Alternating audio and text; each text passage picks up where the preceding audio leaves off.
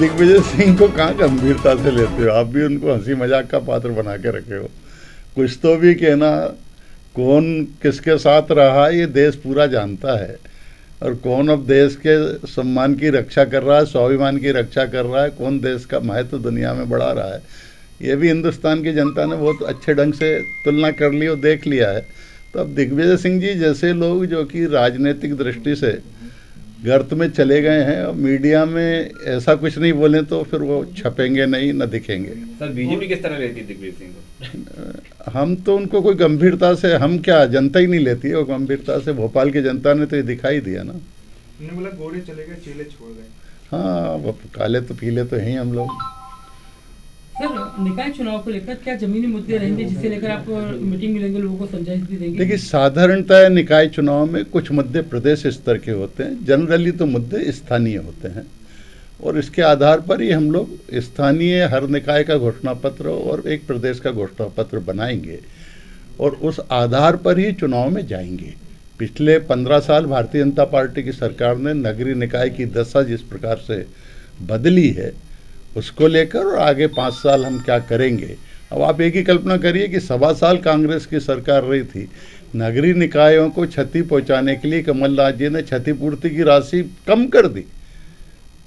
जो लगातार हम बढ़ाते जा रहे थे, उतनी रखने की बजाय 40% तक क्षतिपूर्ति की राशि कम कर दी थी, जिस प्रकार का विकास ठप किया था। इन सारे मुद्दों को लेकर जनता के बीच में हम जाएंगे। सर, महंगाई जैसे लगातार बढ़ती जा रही है, पेट्रोल को लेकर या फिर किसानों के मुद्दों को लेकर, कांग्रेस अभी लगातार इन मुद्दों को लेकर मैदान में आ रही है। करना ही चाहिए, कांग्रेस को कुछ ना कुछ एक्सरसाइज जो जनता के हितों के लिए आना चाहिए। लेकिन दुर्भाग्य से है कि कांग्रेस कुछ करने को चाहती नहीं है, बस सरकार चाहती है। में हम वर्षों से 50 साल हो गए काम करते हुए, पार्टी जो भी जवाबदारी जब देती है उसको पूरा निर्वहन करने की कोशिश करते हैं। इस बार नगरीय निकाय चुनाव के जवाबदारी दी है। हम पार्टी के वरिष्ठ नेताओं के मार्गदर्शन में, सारे कार्यकर्ताओं के बल पर इस चुनाव में भी भारी सफलता प्राप्त करेंगे।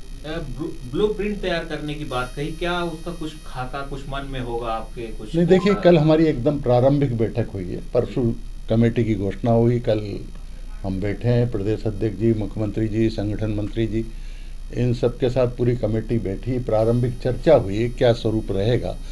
अब उसकी 1-2 दिन में हम गाइडलाइन तैयार करके प्रदेश अध्यक्ष जी के सामने रखेंगे और उसके आधार पर आगे कार्रवाई शुरू करेंगे। सर, एक स्मार्ट सिटी का मामला है, ये बिल्डिंग बनके तैयार हुई, कर्मचारियों को इंतजार है, क्योंकि आपकी देखरेख में पूरा ये सब कुछ हुआ था, तो क्या? देखिए, पिछला 1.25 साल जो कांग्रेस के समय सारे काम ठप हुए थे, उससे स्मार्ट सिटी की योजना भी प्रभावित हुई और कई जगह बदल दी गई है। व्यक्तिगत स्वार्थों के कारण जो परिवर्तन हुआ था उनको भी ठीक करने की ज़रूरत है। और आपको याद होगा कि स्मार्ट सिटी का काम का सबसे पहला भूमि पूजन हमने सरकारी कर्मचारियों के आवास का, जो इसका आप उल्लेख कर रहे हैं, उनसे किया था, और उस शर्त में ये भी है कि जितने आवास तोड़े गए उससे डबल 1.5 गुने आवास कर्मचारियों के बनेंगे। मुझे लगता है कि शायद बहुत जल्दी ये आवासों का, जैसा मुझे बताया गया है कि आधिपत्य स्मार्ट सिटी को मिल जाएगा और फिर कर्मचारियों को ये अलॉट हो